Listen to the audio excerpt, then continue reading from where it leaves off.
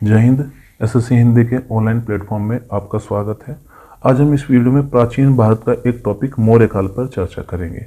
शुरू करने से पहले हमारे चैनल पर जो आज नए आए हैं, पहली बार आए हैं, उनसे अनुरोध है कि आप हमारे चैनल को सब्सक्राइब करें, लाइक करें और शेयर करना ना भूलें। और भी जो भी हमारे प्लेटफॉर्म पे हैं, आपका सपोर्ट हमें चाहिए, क्योंकि आपका सपोर्ट ही हमें मोटिवेट करेगा ताकि हम आगे नई से नई वीडियो ला सके। चलिए शुरू करते हैं। देखिए, हम स्रोत की बात करते हैं कि मौर्य काल के स्रोत, तो मौर्य राजवंश के बारे में हमें विभिन्न स्रोतों से जानकारी प्राप्त होती है। वे कौन कौन से स्रोत हैं? हिंदू स्रोत भी हैं, बौद्ध स्रोत भी हैं, चीनी भी हैं। तो इनमें अगर हम साहित्यिक स्रोतों के अंतर्गत बात करें तो ब्राह्मण साहित्य में पुराण, कौटिल्य का अर्थशास्त्र, विशाख दत्त का लिखा गया मुद्रा राक्षस तथा सरित सागर जो सोमदेव है आदि से हमें जानकारी प्राप्त होती है कि मौर्य वंश में कौन कौन राजा हुए हैं और उनका कार्यकाल क्या रहा होगा। अब बौद्ध ग्रंथों में दीपवंश, महावंश, महाबोधि वंश, दिव्यावदान, अशोकावदान आदि महत्वपूर्ण ग्रंथ हैं जो मौर्य साम्राज्य के बारे में जानकारी देते हैं। लेकिन विदेशी की अगर बात करें तो चीनी यात्रियों के फाइयान, हेनसुआंग और इत्सिंग प्रमुख हैं। इनके जो वृत्तांत से जो लिखे गए लेख हैं, इनसे पता चलता है कि जो मौर्य साम्राज्य कैसा रहा था और उसमें कौन कौन से राजा हुए। अब बात है कि पंजाब एवं पड़ोसी जाति क्षेत्रों में सिकंदर के अभियान के बाद स्थापित अंतराल ने चंद्रगुप्त मौर्य को अवसर प्रदान किया।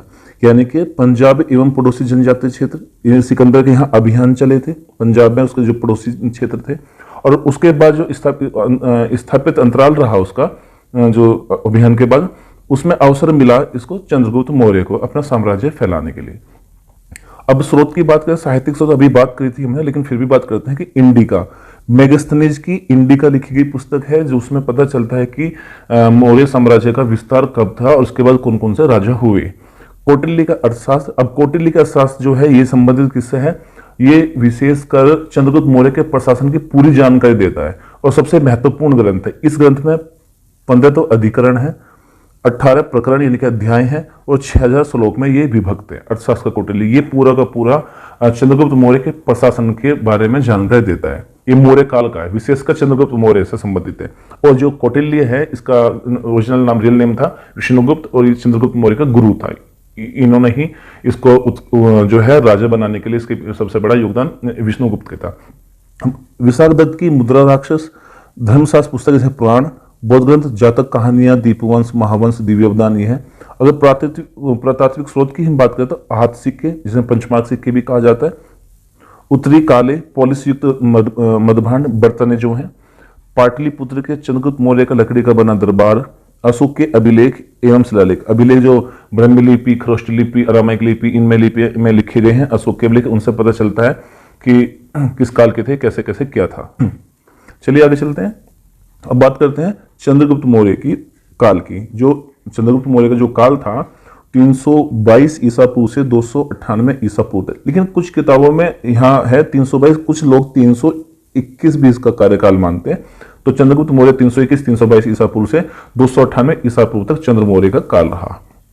अब बात करते हैं कि चंद्रगुप्त मौर्य गद्दी पर बैठा। देखिए, चंद्रगुप्त मौर्य ने क्या किया, अपने गुरु विष्णुगुप्त, जो उसका गुरु था चंद्रगुप्त मौर्य का विष्णुगुप्त, इसके चाणक्य भी कहते हैं, उसकी सहायता से क्या किया, नंद वंश का एक शासक था जो धनानंद, अंतिम शासक था ये, इसके साथ युद्ध किया और युद्ध में इसे हरा दिया। और हराने के बाद मौर्य वंश ने अपने जो चंद्रगुप्त मौर्य ने क्या किया, अपने साम्राज्य की नींव रख दी, जिसका नाम आया मौर्य साम्राज्य। चंद्रगुप्त जो मौर्य की जाति को अगर बात करें तो कई विद्वानों में एक मत नहीं है कि भाई कोई इसको कुछ मानता है, कोई कुछ मानता है। अगर हम ब्राह्मण साहित्य की बात करें तो ब्राह्मण साहित्य में से शूद्र माना गया है। बौद्ध और जैन ग्रंथ इसे क्षत्रिय कहते हैं। लेकिन मुद्रा राक्षस में चंद्रगुप्त मौर्य के लिए वर्षल शब्द का प्रयोग किया गया है। चलिए बात करते हैं चलिए इसमें कि चंद्रगुप्त मौर्य ने धनानंद के साथ युद्ध किया और उस पर विजय हासिल करने के साथ साथ देश में ग्रीक शासन से मुक्त कराया। यानी कि जो धनानंद को हरा के, धनानंद के समय में ग्रीक शासन था, उसको खत्म करके और मौर्य वंश की स्थापना कर दी। उसने चाणक्य की सहायता 322 ईसा पूर्व में मौर्य साम्राज्य की स्थापना की। ठीक है, यानी कि चंद्रगुप्त मौर्य का जो नाम था, चाणक्य का जो नाम था, चंद्रगुप्त मौर्य का जो था, इसका गुरु था चाणक्य, और चाणक्य ने कौटिल्य भी कहते हैं इसको, कौटिल्य, और रियल नेम था इनका विष्णुगुप्त। विष्णुगुप्त इनका रियल नेम था। व्यास एवं बंगाल की खाड़ी के बीच के क्षेत्र को जीतने के बाद, किसके, व्यास और बंगाल की खाड़ी को के बीच के क्षेत्र जितने जीते, किसने, चंद्रगुप्त मौर्य ने। जीतने के बाद चंद्रगुप्त मौर्य ने आंध्र प्रदेश, कर्नाटक, महाराष्ट्र, गुजरात एवं केंद्रीय क्षेत्रों पर आक्रमण कर उन्हें मौर्य साम्राज्य में मिलाया। यानी कि पहले क्या किया उसने, व्यास नदी और बंगाल की नदी के खाड़ी के जो बीच के क्षेत्र थे इनको जीता। उसके बाद इसने आंध्र प्रदेश, कर्नाटक, महाराष्ट्र, गुजरात और केंद्रीय क्षेत्र के में आक्रमण किया, यहाँ युद्ध किए, और युद्ध करने के बाद में जब इन युद्ध में हरा दिया राजा को और इनके साम्राज्य को अपने में मिलाया। इसलिए भारत के एकीकरण के लिए प्रथम प्रयास के रूप में चंद्रगुप्त मौर्य को श्रेय दिया जाता है। यानी कि पहली बार अगर बात करते हैं कि पहली बार पूरे भारत को जोड़ने का श्रेय, यानी एकीकरण का श्रेय किसको जाता है, चंद्रगुप्त मौर्य को जाता है, क्योंकि इसने अपने साम्राज्य का विस्तार किया था और विस्तार में आंध्र प्रदेश, कर्नाटक, महाराष्ट्र, गुजरात और केंद्रीय क्षेत्र को जीतकर अपने में राज्य में इसने मिलाया। 305 ईसा पूर्व में चंद्रगुप्त मौर्य ने सिकंदर के बाद तत्कालीन यूनानी शासक सेल्यूकस निकेटर को पराजित किया। यानी कि यूनानी जो शासक था उस सेल्यूकस निकेटर इसके साथ युद्ध किया और इसको युद्ध में हराया। इसके बाद सेल्यूकस ने चंद्रगुप्त मौर्य के दरबार में मेगस्थनीज नामक एक राजदूत भेजा। किसने, सेल्यूकस ने चंद्रगुप्त मौर्य के दरबार में, चंद्रगुप्त मौर्य के जो दरबार में क्या किया, मेगस्थनीज एक राजदूत था, इसको भेजा। ठीक है, इसके बाद कहते हैं कि जो सेल्यूकस ने चंद्रगुप्त मौर्य के दरबार में मेगस्थनीज को तो भेज दिया, लेकिन सेल्यूकस और चंद्रगुप्त के बीच वैवाहिक संबंध स्थापित हुए। दहेज के रूप में चंद्रगुप्त मौर्य को एरिया, अराकोसिया, जेड्रोसिया, पेरिपेनिस दई ये प्राप्त दे दी गई इसको। तो चंद्रगुप्त ने सेल्यूकस को 500 हाथी उपहार में दिए। बाद में क्या किया, जो सेल्यूकस था इसको चंद्रगुप्त मौर्य ने उपहार में क्या दिए, 500 हाथी दिए।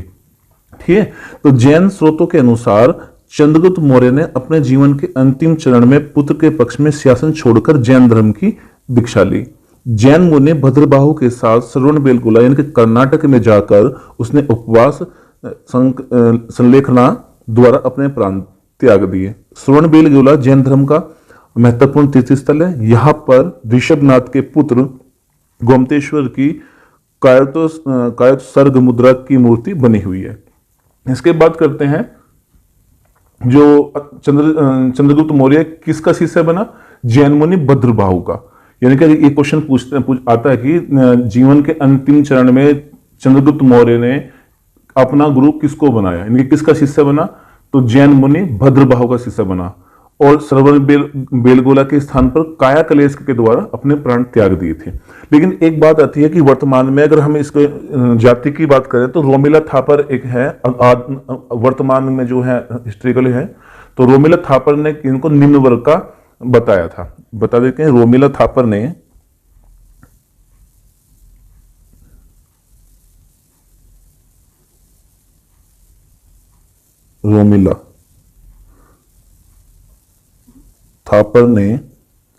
चंद्रगुप्त को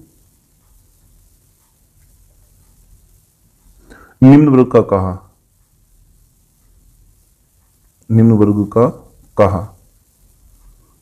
तथा उसका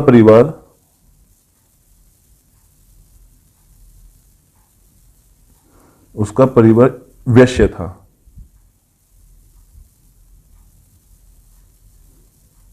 ये बताया इन्होंने।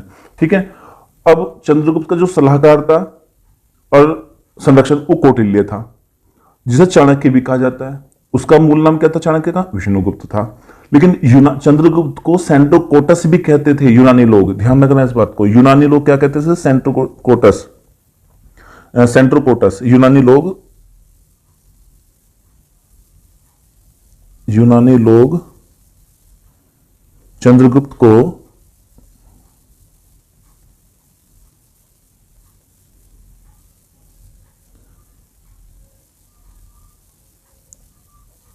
सेंट्रोकोटस कहते थे। ये बात ध्यान रखना। ठीक है, अब चंद्रगुप्त ने सेल्यूकस को निकेटर को हरा दिया। एपियानस के अनुसार सेल्यूकस ने सिंधु नदी पार की और भारतीय शासक चंद्रगुप्त से युद्ध किया था। कौन सी नदी पार की थी, सिंधु नदी पार करके भारतीय शासक चंद्रगुप्त से युद्ध किया था। यह भी बहुत इंपॉर्टेंट बात है। उसने फिर दरबार में मैगस्थनीज को भेज दिया था उसके दरबार में। और उसके बाद इसके बाद जो सेल्यूकस और चंद्रगुप्त मौर्य के बाद के बीच में वैवाहिक संबंध स्थापित हुए थे। दहेज के रूप में चंद्रगुप्त को एरिया, अराकोसिया, जेंड्रोसिया, पेरिपिंस दई ये दिए गए। और इससे खुश होकर चंद्रगुप्त मौर्य ने सेल्यूकस को 500 हाथी उपहार में दे दिए थे। ठीक है, अब बात करते हैं कि इसके बाद चंद्रगुप्त मौर्य के बाद इसका पुत्र बिंदुसार जो है शासक बना। और बिंदुसार का जो कार्यकाल था 298 ईसा पूर्व से 273 ईसा पूर्व, ये इसका कार्यकाल था बिंदुसार का। चंद्रगुप्त मौर्य के बाद कौन बैठा? पुत्र, चंद्रगुप्त मौर्य का पुत्र बिंदुसार मौर्य साम्राज्य का अगला उत्तराधिकारी बना। लेकिन यूनानी लेखक बिंदुसार को अमित्रोकेटस कहते हैं। क्या कहते हैं? अमित्रोकोटस। इनके विदेशों से इसके अच्छे संबंध रहे हैं। ठीक है, तो चंद्रगुप्त मौर्य का उत्तराधिकारी बिंदुसार था। इसे अमित्रघात, इनके शत्रु विनाशक के नाम से भी जाना जाता है। बिंदुसार के अन्य नाम मधुसार तथा सिंहसेन थे। ठीक है, लेकिन ध्यान रखना इसमें कि जो इसका यूनानी लेखक क्या, इसको बिंदुसार को क्या अमित्रोकेटस, अमित्रोकेटस, मैं लिख देता हूं नाम इसका, अमित्रोकेटस के नाम से इसे संबोधित करते थे कौन? यूनानी लोग। ठीक है, लेकिन प्लिनी के अनुसार मिस्र के शासक फिलाडेल्फस टॉलेमी द्वितीय ने पाटलिपुत्र में डायनोसिनिया नामक दूत भेज दिया था। बात करते हैं आगे। तो बिंदुसार आजीविका संप्रदाय का अनुयायी था। इस संप्रदाय में क्रम की पूर्ण रूप से अवहेलना की गई थी। बिंदुसार के यूनानी शासक एंटियोकस ने अच्छे कूटनीतिक संबंध थे। एंटियोकस ने इसे दरबार में डाइमेकस नामक दूत भेजा। ठीक है, क्या नाम कौन भेजा? डाइमेकस एक नाम इसके दरबार में दूत भेजा था। बिंदुसार ने एंटियोकस से मदिरा, सूखा अंजीर तथा दार्शनिक भेजने की मांग की थी। इसने मंदिर तथा सूखे अंजीर तो भेजे, लेकिन दार्शनिक नहीं भेजा। तिब्बत के बौद्ध सन्यासी तारानाथ ने बिंदुसार को 2 महासागरों के बीच की भूमि को जीतने वाला कहा, अर्थात प्रायद्वीपीय भारत। दिव्यावदान के अनुसार तक्षशिला में विद्रोह को बिंदुसार के पुत्र अशोक ने खत्म किया, जो उस समय उज्जैन का वायसराय था। अब बात करते हैं हम अशोक से पहले की और बात कि भैया जो एंथियोकस के अनुसार बिंदुसार ने एंटियोकस को कुछ मीठी शराब भेज दी, सूखे अंजीर भेज दिया और एक दार्शनिक भेजने का तो अनुरोध किया था। लेकिन बिंदुसार ने भारत के सुदूर दक्षिण क्षेत्र को जीतकर मगध साम्राज्य में मिला लिया। चाणक्य बिंदुसार का भी मंत्री था। ध्यान रखना इस बात का कि जो चाणक्य है वो चंद्रगुप्त मौर्य का तो था ही, लेकिन बिंदुसार का भी मंत्री था। ये जो बात तिब्बती लामा तारानाथ जैन अनुश्रुति से प्राप्त होती है कि भाई इसमें बताया इनमें लिखा गया है कि जो चाणक्य के बारे में बताया गया कि ये बिंदुसार का भी था। तो तिब्बती लामा तारानाथ और जैन अनुश्रुति इनसे पता चलता है। चाणक्य के बाद जो है चाणक्य के 2 शिष्य थे, बहुत प्रिय शिष्य थे, एक राधागुप्त और खल्लाटक। राधागुप्त पहले नंबर पर था, दूसरे में खल्लाटक। तो खल्लाटक और राधागुप्त इसके महामंत्री बने थे। लेकिन दिव्यदान से प्राप्त होता है कि बिंदुसार के काल में तक्षशिला में 2 बार विद्रोह हुए थे। एक विद्रोह को दबाने के लिए इसने अशोक को भेजा और दूसरे को दबाने के सूसी को भेजा था। तो हालांकि सूसी जो है अशोक से जो है थोड़ा सा मतलब कि किलस्ता था, लेकिन इसके भी प्रमाण नहीं मिलते। अशोक ने बताते हैं कि अशोक ने अपने 99 भाइयों की हत्या करके गद्दी पर बैठा था उसमें। तो जब अशोक ने विद्रोह को दबाने के लिए अशोक गया था, उधर सूसी गया था। तो सूसी दोनों जीत कर ही आए थे। तो इसके बाद जब राजगद्दी पर बैठने की बात आई थी तो अशोक की बात आई कि अशोक जो है राजगद्दी पर बैठेगा। अब बात करते हैं कि अशोक महान अशोक, इसका जो कार्यकाल है 273 ईसा पूर्व से 237 ईसा पूर्व तक है। ठीक है, अब बात करते हैं कि बिंदुसार की मृत्यु, अब इनके अशोक बैठा कैसे था कि बिंदुसार की जब मृत्यु के बाद अशोक मौर्य साम्राज्य का शासक बना। ठीक है, इसके बाद क्या हुआ कि कुछ जैसे कि बौद्ध ग्रंथ है दीपवंश, उसके अनुसार अगर बात करें दीपवंश के अनुसार अशोक अपने 99 भाइयों की हत्या करके गद्दी पर बैठा था। करीब 4 वर्ष तक इसने संघर्ष किया। उसके बाद विधिवत जो विधि थी उसके अनुसार इसका राज्याभिषेक किया गया और 269 ईस्वी में 269 ईसा पूर्व में ये क्या हुआ, गद्दी इसका राज्याभिषेक हुआ। तो अशोक का जो राज्याभिषेक हुआ 269 ईसा पूर्व में हुआ था। ठीक है, अपने राज्याभिषेक के 8 वर्षों के बाद अशोक ने 261 ईसा पूर्व में कलिंग युद्ध किया था। ठीक है, अब अशोक के 3 नाम भी थे। ध्यान रखना इस बात का, अशोक को 3 नामों से जाना जाता था। इसके जो नामों का प्रयोग होता था, अशोक, देवानंद प्रियदर्शी और रक्षा। अशोक के 3 नाम, अशोक को जो 3 नामों से बुलाया जाता था, यानी कि पुकारा जाता है, इसके लिए अशोक के 3 नामों का प्रयोग भी हुआ। कैसे भी हम कह सकते हैं, अशोक, देवानंद प्रियदर्शी और रक्षा, ये 3 नाम से संबोधित किया था। तो प्रथम बार अशोक नाम जो है मस्की के लघु शिलालेख में मिलता है। मस्की के लघु शिलालेख में मिलता है अशोक नाम पहली बार। दिव्यावदान में उसका जो प्राथमिक नाम अशोक मिलता है, दिव्यावदान में। पुराणों में अशोक का नाम अशोक वर्धन बताया गया है, लेकिन कल्हण की राजतरंगिणी के अनुसार अशोक ने कश्मीर में वितस्ता नदी यानी कि झेलम के किनारे श्रीनगर नामक नगर की स्थापना की। ठीक है, तो कलिंग युद्ध में हुए नरसंहार में विचलित होकर अशोक ने युद्ध की नीति को त्याग दिया।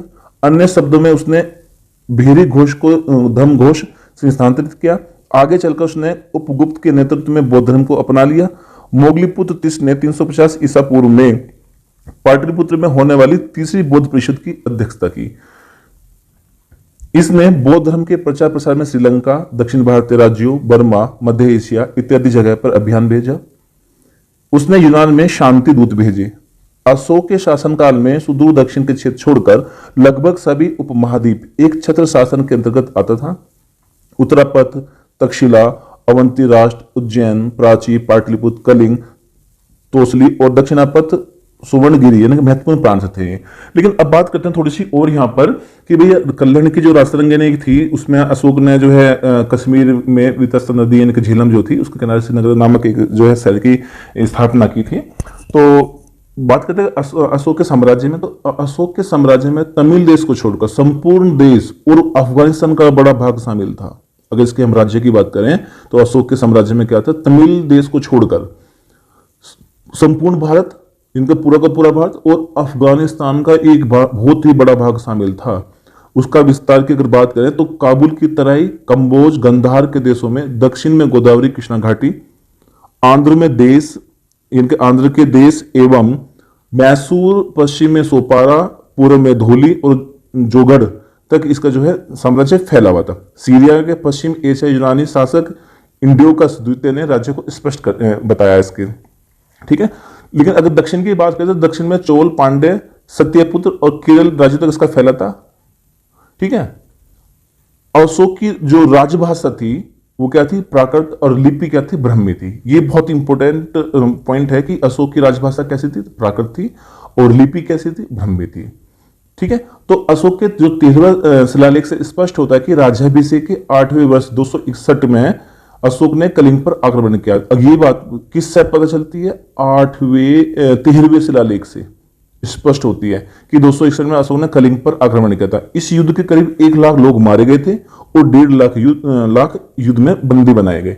अब इससे क्या हुआ, इसका हृदय परिवर्तन हुआ, और हृदय परिवर्तन हुआ तो क्या हुआ भैया, हृदय परिवर्तन होने के बाद तो आदमी कुछ भी कर सकता है। तो इसने क्या किया, बौद्ध धर्म को अपनाया। ठीक है, बौद्ध धर्म अपनाया। बौद्ध धर्म के बारे में इसने जब सोचा कि बौद्ध धर्म को अपनाने से पहले अगर मैं अपनी तलवार को इसी तरह से चलाता रहा तो पीछे तो कुछ भी नहीं बचेगा, आदमी तो कोई बचेगा ही नहीं, सब मर जाएंगे, मैं ही बचूंगा अकेला, और मैं अकेला क्या करूंगा। तो इसीलिए क्या किया गया, इसने अपना सब कुछ त्याग दिया और बौद्ध धर्म को अपना लिया था। तो 5 सीमांत यूनानी राज्य के यहाँ अशोक ने दूत भेजे थे। एंटियोकस द्वितीय अवंती सीरिया में, टालेमी तुर में मिस्र, एंटीगोनस अंतिकिन मैसिडोनिया, मेगस मग सिरीन, अलेक्जेंडर यानी अलेक्सुंदर एपिरस, इन्होंने ये दूत भेजे। मौर्यकालीन अर्थव्यवस्था की अगर हम बात करें कि मौर्यकालीन अर्थव्यवस्था कैसी थी, तो राज्य की अर्थव्यवस्था कृषि, पशुपालन एवं वाणिज्य पर आधारित थी, जिसे सम्मिलित रूप से वार्ता कहा जाता है। यानी कि अशोक की जो अर्थव्यवस्था थी उसमें कृषि भी होता थी, पशुपालन भी था, वाणिज्य भी। यानी कि वाणिज्य कैसा था, वाणिज्य का मतलब यहाँ पे है कि लेन देन, व्यापार की बात थी, यहाँ वाणिज्य पर आधारित थी। इसको क्या कहता है, वार्ता। इन सबको मिलाकर एक नाम दिया गया था, वार्ता। भूमि कर यानी कि भूमि का जो कर दिया था वो 1/6 यानी कि 6 में से 1/6 भाग राज्य की आय का प्रमुख स्रोत था। तो यानी कि राज्य को आय कैसे थी, टैक्स के द्वारा होती थी, और टैक्स में कितना, 1/6 यानी कि 6 भाग में से 1 भाग जो है राज्य को कर दिया जाता था। लोहे के उपकरणों एवं कृषि के विस्तार के कारण मौर्यकालीन अर्थव्यवस्था में वृद्धि हुई। कृषि के विस्तार में, कृषि का विस्तार कैसा हुआ? लोहे के उपकरणों से। लोहे का उपकरण बढ़ा तो कृषि का भी विस्तार हो, कृषि करनी आसान हो गई, पेड़ों को काटा जाने लगा, कृषि बनी। ठीक है, तो कौटिल्य के अर्थशास्त्र एवं जैन धर्म के स्पष्ट पुस्तकों में अकाल का उल्लेख मिलता है। कौटिल्य का क्या है? अर्थशास्त्र, और जैन धर्म की जो संबंधित पुस्तकें हैं उनमें पता चलता है कि इसके काल में भी अकाल पड़ा था। सोहगोरा ताम्रलेख और महास्थान यानी कि बोंगरा बांग्लादेश अभिलेख में अकाल के दौरान अपनाए जाने वाले उपायों का उल्लेख किया गया। इनमें पता चलता है जब अकाल पड़ा तो अशोक ने क्या क्या चीजों को अपनाया, अपने देश की, अपने राज्य की प्रजा के लिए उसने क्या क्या उपाय किए। शहरों में बिक्री के लिए लाई जाने वाली वस्तुओं पर शुल्क लगाया जाता था, यानी कि जो शहर में बिक्री के लिए किसी दूसरे राज्य से शहरों में जो है चीजें जो बेची जाती थी, है ना, जो वस्तुएं बेची जाती थी उन पर भी टैक्स देना पड़ता था। ठीक है, सामान्य कर की दर कुल उत्पादन के 6वें हिस्से के बराबर होती थी, यानी कि एक नॉर्मल सा शुल्क था 6वां भाग, यानी कि जितना भी भाग था उसका 6वां भाग, यानी 6 भाग थे, 1 भाग देना, 6वां भाग देना पड़ता था। तो चंद्रगुप्त के उत्तराधिकारी पुष्यगुप्त ने सुदर्शन झील का निर्माण सिंचाई व्यवस्था हेतु करवाया। अब कृषि यहां से सिंचाई, कृषि के लिए कर की जाती है तो उसमें पानी की आवश्यकता पड़ी, तो पानी की उसमें व्यवस्था है तो वर्षा पर डिपेंड थे या जो है नहरों से पानी लाया छोड़ा जाता था उनमें, तो इसलिए नदियों से। तो क्या किया, इस बात को देखते हुए चंद्रगुप्त के जो उत्तराधिकारी पुष्यमित्र था, गुप्त था, उसने क्या किया, एक सुदर्शन झील का निर्माण करवाया सिंचाई की व्यवस्था के लिए, ताकि सिंचाई में दूर दूर से न वहां पास में हो जाए। तो भूमि पर अधिकार राजा एवं कृषक दोनों का था, यानी कि पहला तो राजा का तो था ही, किसानों का तो था ही, लेकिन उस पर राजा का भी था। निजी भूमि से प्राप्त आय भाग कहलाती थी। जो निजी भूमि का मतलब जो ऐसी भूमि जो राजा की थी, जिसपे वो राजा की थी, और जो किसानों की अपनी भूमि थी, उनसे जो प्राप्त आय होती थी उसे क्या कहते थे? भाग कहते थे। राजकीय भूमि को सीता भूमि कहा जाता था। सीता भूमि राजकीय भूमि का, जो राज्य की भूमि थी, जो राजा के अंडर में आती थी ऐसी भूमि, उसको सीता भूमि कहा जाता था। मौर्य साम्राज्य में कठोर दंड का प्रावधान था। कर चोरी करने वालों को मृत्यु दंड की सजा दी जाती थी। ऐसे व्यक्ति जो कर नहीं देते थे, चोरी करते थे, झूठ बोलते थे, ऐसे लोगों को क्या कहते थे? मृत्यु दंड की सजा देता था। ठीक है, मौर्य साम्राज्य में दी जाती थी। लेन देन के लिए प्रमुख रूप से चांदी के आहत सिक्कों का प्रयोग किया जाता है। इसके जो सिक्के बात करें तो चांदी के सिक्के, आहत सिक्के या पंचमार्क सिक्के, उनका प्रयोग किया जाता था। मुद्रा का उपयोग न केवल व्यापार बल्कि सरकार द्वारा अपने अधिकारी को नगद भुगतान देने के रूप में भी किया था। मुद्रा का उपयोग न केवल व्यापार में ही नहीं, बल्कि सरकार द्वारा अपने अधिकारियों को जो तनख्वाह दी जाती थी वो भी नगद भुगतान के रूप में दी जाती थी। वेतन एक वर्ष में 48,000 पर्ण से लेकर 60 पर्ण तक होता था। अब जो तनख्वाह दी थी 48,000 पर्ण से लेकर 60 पर्ण तक होता था। कार्य के लिए रखे गए श्रमिकों को कर्मकार कहा जाता था। अब बात आती है यहां पे, भैया देखो, यहां फिर कभी आप समझाओ कि भूल जाओ कि पर्ण क्या होता है, यहां थोड़ी सी आप समझ लेना। यहां पे बताता हूं, पर्ण 60 पर्ण और 48,000 पर्ण। ये 48,000 जो पर्ण था ये मंत्रियों का था, हम बता देते हैं। और जो 60 पर्ण था ये किसका था? सबसे कम वेतन होता था। ये छोटे मोटे जो सिपाही थे उनको सबसे कम वेतन था, ये छोटे मोटे अधिकारी को मिलता था। ठीक है, लेकिन ये पर्ण था क्या? ये पर्ण 3/4 तोले के बराबर होता है, यानी कि एक चांदी का सिक्का 3/4 तोले का, यानी कि एक सिक्के के, चांदी के सिक्के के बराबर होता था। ठीक है भाई, चलिए आगे चलते हैं।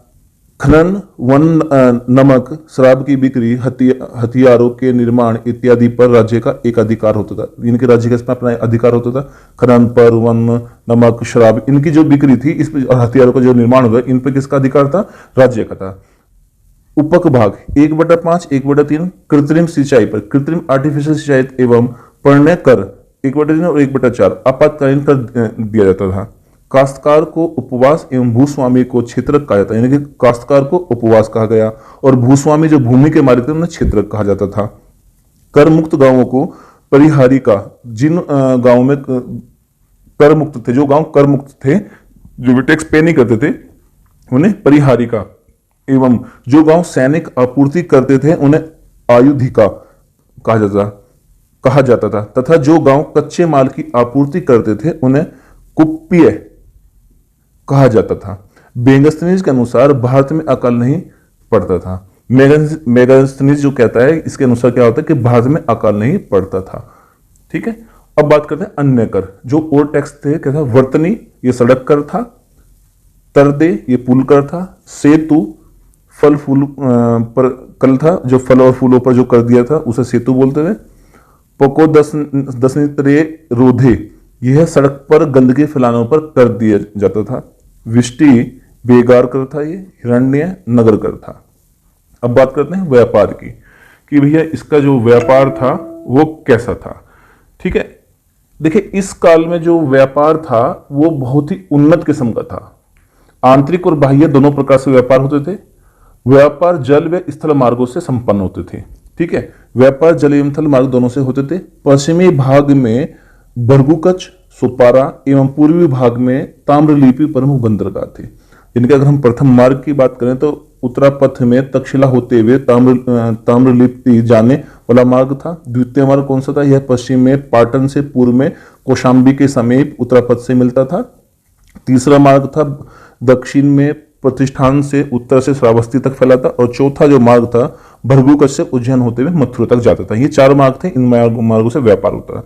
व्यापार में व्यापारी श्रेणियों में संगठित थे। इनका मुख्य श्रेष्ठी कहलाता है। इनके जो व्यापारियों का मुखिया होता था उसको क्या बोला जाता है? श्रेष्ठी कहते थे।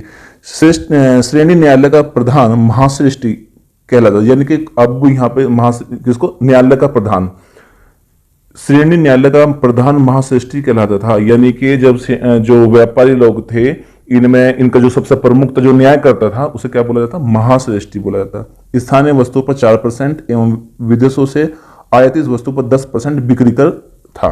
यानी कि जो स्थानीय अपने राज्य में जो वस्तुएं उगती थी उस पर 4% टैक्स दिया जाता था, लेकिन जो विदेशों से लाकर जो है दूसरे राज्यों से लाकर जो है वो की जाती थी, बेची जाती थी, तो उसमें क्या होता था?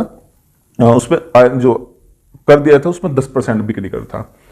चीनी पट, चीन से आने वाले रेशम था। ये जो हम दूसरे देशों से मांगते थे, चीजें मंगवाते थे, वे थी। चीनी पट बोला था चीन से आने वाले रेशम।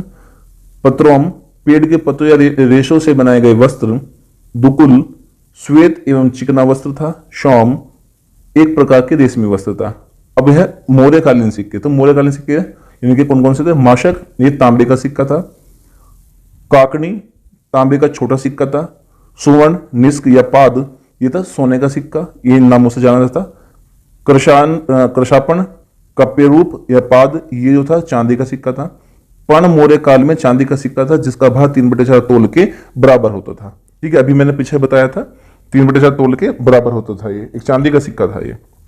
ठीक है, अब मौर्यकालीन समाज की अगर हम बात करें तो मौर्यकालीन समाज स्पष्ट रूप से 4 वर्गों में विभाजित था। ठीक है, कैसा था? 4 भागों। समाज में दास प्रथा, दास प्रथा थी, दास भी होते थे। ठीक है, सामान्यतः व्यवसाय के आधार पर समाज को विभिन्न जातियों एवं उपजातियों में विभाजित किया जाता था। इस समय वर्ण संकर विवाह या अंतरजातीय विवाह का उल्लेख मिलता है। अंतरजातीय विवाह एक जाति में, एक जाति से दूसरी जाति में भी होता था। अनुलोम एवं प्रतिलोम में विभाजित होता था। जो अनुलोम में प्रतिलोम में विभाजित होता था। कौटिल्य ने दासों की 9 श्रेणियों का उल्लेख किया है, जबकि मेगास्थनीज ने इसे अनुपस्थित बताया है। मेगास्थनीज ने भारतीय समाज को 7 जातियों में विभक्त बताया। 7 जातियों में। किसने? मेगास्थनीज बोल रहा है कि भैया इस काल में जो समाज था वो 7 जातियों में विभक्त था।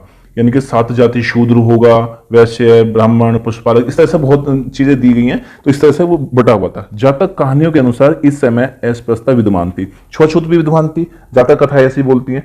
समाज में महिलाओं की स्थिति में गिरावट आ गई। इस समय क्या हुआ? समाज की जो महिलाएं थी उनकी स्थिति को देखते थे उसमें गिरावट आ गई थी। विधवा पुनर्विवाह पर लोग लगा दी गई थी कि भाई विधवा पुनर्विवाह नहीं होगा। एवं इस समय वेश्याओं का भी उल्लेख मिलता है। वेश्यावृत्ति भी बहुत चरम सीमा पर थी। इस समय पर वेश्याओं को रूप जीवा कहा जाता था। वेश्याओं को कहा गया, उसका क्या कहा गया? रूप जीवा कहा गया है।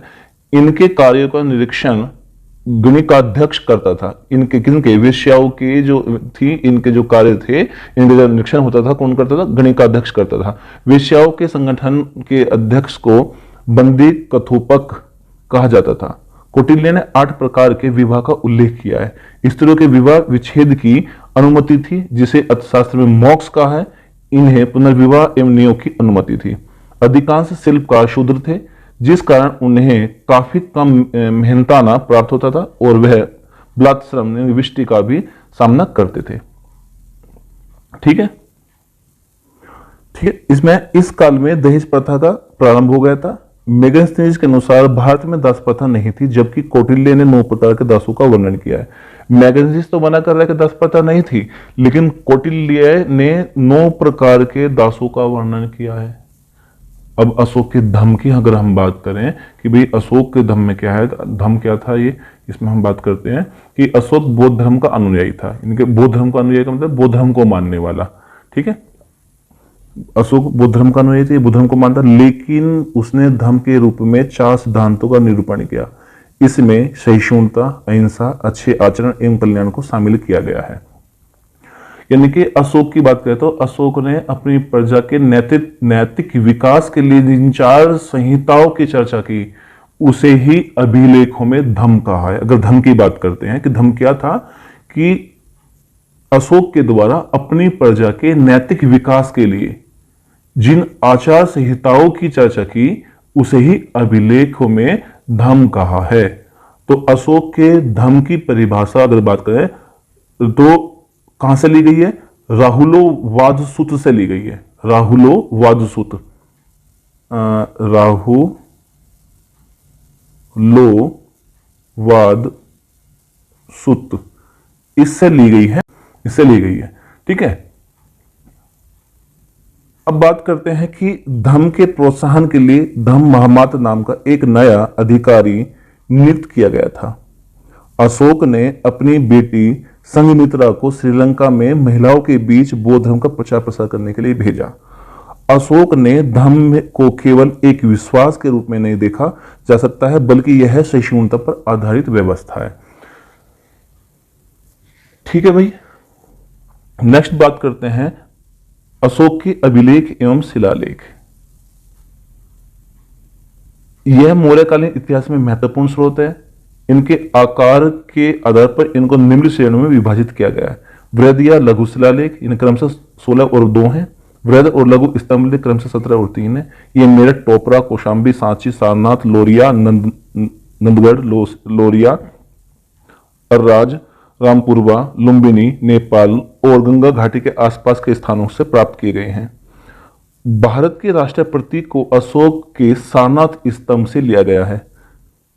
अशोक के नाम का उल्लेख केवल लघु शिलालेख में मिलता है। यह एक ऐसा पहला राजा था जिसने शिलालेखों के माध्यम से जनता को पर्यटन संवाद किया, यानी कि अपने जनता को संबोधित करने के लिए किसने किया? शिलालेखों के इस्तेमाल किया था उसने। ये पहला राजा था। इसके शिलालेख प्रमुख रूप से प्राकृत भाषा और ब्राह्मी लिपि में है। पाकिस्तान में मानसेहरा और शहबाजगढ़ी के शिलालेख प्राकृत भाषा और खृष्ट लिपि में है। कंधार शिलालेख द्विभाषी है। इसमें यूनानी और अरामाइक भाषाओं एवं लिपियों का प्रयोग किया गया है। इनके पास बड़ी सेना एवं व्यवस्थित नौसेना थी। अशोक के 14 शिलालेख एवं उनकी विषय वस्तु धर्म प्रचार भेजने का उल्लेख 2, 5 व 13 शिलालेख में है। विदेशी राजाओं राज्य का उल्लेख 2, 5 व 13वें शिलालेख में है। दक्षिण राज्य संगम राज्य का उल्लेख 2 व 13वें शिलालेख में है। 5वें शिलालेख में अशोक ने स्वयं एवं अपने भाइयों के परिवार का उल्लेख किया है। किसने किया है? 5वें शिलालेख में स्वयं किया इसने, अशोक ने भाइयों, अपने परिवार के और भाइयों के बारे में बताया गया है। अब शिलालेख और विषय बताते हैं। प्रथम शिलालेख है पशु बलि पर निषेध। द्वितीय शिलालेख चोल, चेर, पांड्य राज्यों का उल्लेख। चतुर्थ शिलालेख धर्मघोष। 7वां शिलालेख आत्मा संयम संप्रदायों के लिए सहिष्णुता। 9वां शिलालेख धम्मंगल। 11वां शिलालेख धम्मदान महादान, धम्म की व्याख्या। और 12वां शिलालेख है धार्मिक सहिष्णुता। तो ये बात इसके आगे शिलालेखों के बारे में। कनगनहली कर्नाटक से अशोक की पाषाण पर बनी प्रतिमा नाम के साथ मिलती है। इसमें राजा या राज्य अशोक कहा गया है। इसमें किसको? राजा को अशोक कहा गया है। भाबरू शिलालेख में अशोक ने बुद्ध धम्म तथा संघ के प्रति अपनी निष्ठा व्यक्त की है। रुमिनदेई अभिलेख से कर नीति की जानकारी प्राप्त होती है। ये प्राप्त होती है किससे? रुमिनदेई। किसकी नहीं? कर नीति की जानकारी प्राप्त होती है। अशोक ने गुजरात अभिलेख में स्वयं को राजा अशोक कहा है। मस्की, गुजरा, नेट्टरू एवं उद्देगोलम अभिलेखों में अशोक का नाम उल्लेखित है। केंद्रीय प्रशासन की अगर हम बात करते हैं तो कौटिल्य के अर्थशास्त्र में शासन के विभिन्न विभागों अर्थात तीर्थों की चर्चा है, जिनकी संख्या 18 थी, और तीर्थ एवं महामात्य के जो है तीर्थ एवं महामात्य के एक महामात्य के अधीन था। ठीक है। मौर्य साम्राज्य प्रांतों में विभाजित था। चंद्रगुप्त मौर्य के समय 4 तथा अशोक के समय 5 प्रांत पे कलिंग विजय हो गए थे। प्रांतों को चक्र कहा जाता था। ये प्रांत की बात करें, यहां राजधानी की। उपरापथ यानी कि पश्चिमोत्तर, तक्षशिला राजधानी तक्षशिला, दक्षिणापथ इसकी राजधानी श्रवणगिरी, अवंती यानी कि पश्चिमी प्रांत था, इसकी जो राजधानी थी उज्जैन थी। मध्य देश या प्राचीन पूर्वी प्रदेश की इसकी जो राजधानी थी पाटलिपुत्र, और कलिंग इसकी राजधानी थी तौसली। मौर्य साम्राज्य का विभाजन निम्न प्रकार था। पहले था साम्राज्य, फिर प्रांत, मंडल, आहार विषय, स्थानीय, द्रोणमुख, खारोटिक, संग्रह और ग्राम। यानी कि सबसे छोटी इसके साम्राज्य की सबसे छोटी इकाई थी ग्राम। ग्राम से बड़ी थी संग्रह, ग्राम कई ग्रामों को जोड़कर संग्रह, और कई संग्रह को जोड़कर खारोटिका, और कई खारोटिका को जोड़कर द्रोणमुख, और कई द्रोणमुखों को जोड़कर स्थानीय बनाया गया, और स्थानीय का आहार विषय बनाया, और फिर मंडल बना, फिर चक्र प्रांत बना, और फिर साम्राज्य बना। इससे पूरा साम्राज्य बना जहां पे जो है अशोक जो है शासन करता था। जिले को विषय आहार कहा जाता था, जिसका मुख्य विषयपति होता था, जिसे मैगस्थनीज ने एग्रोनोमई कहा है। जिले में ही युक्त, राजयुक्त एवं प्रादेशिक अधिकारी होते थे। प्रादेशिक संभागीय आयुक्त के समान होता था। रज्जुक आधुनिक जिलाधिकारी होते थे, क्योंकि ये न्यायिक कार्य भी करते थे। प्रशासनिक अधिकारी को बढ़ते हुए पदसोपानात्मक व्यवस्था कैसी है? पहला गोप, फिर स्थानिक, युक्त, रज्जुक, प्रादेशिक, विषयपति, समाहर्ता, महामात्य, प्रांतपति और राजा। यानी कि सबसे छोटी इकाई होती थी प्रशासन में गोप की। गोप से बड़ा होता था स्थानिक, स्थानिक से बड़ा होता था युक्त, युक्त से बड़ा था रज्जुक, रज्जुक से प्रादेशिक, विषयपति, फिर समाहर्ता, महामात्य, फिर प्रांतपति और फिर राजा। राजा सबसे बड़ा होता था। मेगास्थनीज पर अधिकारी को एंट्रोनोमई कहता है, जबकि एग्रोनोमई नामक अधिकारी जिले में सड़क निर्माण का कार्य देखता था। अब मंत्री की बात करें, मंत्री कौन है? प्रमुख मंत्री। मंत्री और प्रमुख मंत्री, मंत्री इसको प्रमुख मंत्री जो होता था, मंत्री परिषद अध्यक्ष होता है, मंत्री परिषद का अध्यक्ष जो होता था, पुरोहित, प्रमुख पुरोहित, सेनापति सेना का प्रमुख होता था, युवराज राजा का उत्तराधिकारी था, समाहर्ता राजस्व संग्रहण और शुल्काध्यक्ष कौन था? चुंगी एवं शुक्ल विभाग का अध्यक्ष होता था। ये न्याय व्यवस्था की अगर हम बात करते हैं तो सम्राट, सर्वोच्च एवं अंतिम न्यायाधीश था। 2 प्रकार की अदालत थी, एक धर्मस्थानीय, एक कंटक शोधन। धर्मस्थीय दीवानी अदालत कहा जाता है। इसका प्रमुख व्यवहारिक होता था। फौजदारी अदालत, इसे कंटक शोधन को फौजदारी अदालत कहा जाता था। इसका प्रमुख प्रदेष्टा होता था। जनपद के न्यायाधीश को रज्जुक कहा जाता था। चोरी एवं लूट के मामले को साहस कहा जाता था। इसे धर्मस्थीय न्यायालयों में पेश किया जाता था। गुप्तचर व्यवस्था की अगर हम बात करें तो भैया गुप्तचर प्रमुख को महामात्य परिषद कहते हैं। गुप्तचर 2 प्रकार के होते थे, एक संस्था, एक संचार। ठीक है भैया।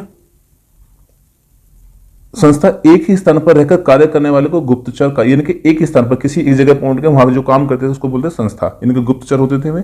और संचार में क्या, भ्रमणशील गुप्तचर थे। ये दूर दूर घूम घूम कर राज्य में जो है सूचनाएं एकत्रित करते थे। ये विदेशों में नियुक्त होने वाले गुप्तचर को उभय वेतन कहते थे। जो विदेशों में, दूसरे देशों में जो है अपने देश के जो गुप्तचर होते थे, जो सेना नायक होते थे, उन्हें गुप्तचर थे, उन्हें क्या होता है, उभय वेतन कहा गया। गुप्तचरों को गुड़ पुरुष कहा जाता था। इसमें राजा की भूमिका प्रमुख होती थी और यह मंत्री परिषद के संबंधित था। युवराज, पुरोहित, सेनापति अन्य थे। इसके बाद युवराज, फिर पुरोहित, सेनापति और अन्य आते थे। उच्चतम अधिकारियों को तीर्थ या अधीक्षक कहा जाता था। ये 26 विभागों को प्रबंधित करते थे। प्रतिवेदक एवं गुड़ पुरुष महत्वपूर्ण भूमिका निभाते थे। बात करते हैं आगे। तो स्थानीय अगर प्रशासन की हम बात करें कि भाई स्थानीय प्रशासन कैसा रहा, तो मौर्यकालीन राज्य में स्थानीय एवं नगरीय प्रशासन मौजूद था। विषय अहर जिले प्रांत की इकाइयां थी। मैगस्टीन्स ने नगर निगम के प्रशासन के लिए 5 सदस्यों वाली 6 समितियों का उल्लेख किया। महत्वपूर्ण अधिकारी कौन से थे मौर्यकालीन प्रशासन के? सीताध्यक्ष जो कृषि कार्य को देखता था, युक्ता अधीनस्थ राजस्व के अधिकारी था, प्रादेशिक मुख्य राजस्व अधिकारी, स्थानीय राज्य प्रशासन का प्रमुख यह प्रादेशिक के अंतर्गत कार्य करता था, रज्जुक राजस्व सेंटलमेंट अधिकारी एवं न्यायिक अधिकारी था, समताध्यक्ष बाजार का प्रमुख, पोतवाध्यक्ष माप एवं तोल का अध्यक्ष, नवाध्यक्ष जहाजरानी विभाग का अध्यक्ष, शुल्काध्यक्ष चुंगी एवं शुक्ल विभाग का अध्यक्ष, ग्रामीण स्तरीय अधिकारी ग्रामीण गांव का प्रमुख यह निर्वाचित होता था। ग्रामबद्ध विवादों के समाधान के लिए पंचायत स्तर पर वृद्धों का समूह था। यानी कि जो विवादों के समाधान के लिए, विवाद लड़ाई झगड़े और कोई बात होती थी, इसके समाधान के लिए पंचायत स्तर पर जो बड़े बड़े लोग होते, बुढ़े होते थे, जिनकी आयु में श्रेष्ठ होते थे, उनका समूह था ग्राम वृद्ध का। ये गांव का प्रमुख होता है, ये निर्वाचित होता है, ये गांव के लोग चुनते थे से। ठीक है। गुजरात की गिरनार पहाड़ियों में चंद्रगुप्त मौर्य के शासनकाल में सुदर्शन झील का निर्माण कराया। ताम्रलिप्तपुर में मिंदानपुर के ताम्रलुक, पश्चिम बंगाल और पश्चिम में भरूच, भरगू कच्छ, बेगोरी गज्जा, बीरगज्जा गुजरात में 2 महत्वपूर्ण बंदरगाह थे। काफी बड़ी सेना या नौसेना थी, जिसमें चारों वर्णों को शामिल किया जाता है, शामिल होने की अनुमति थी।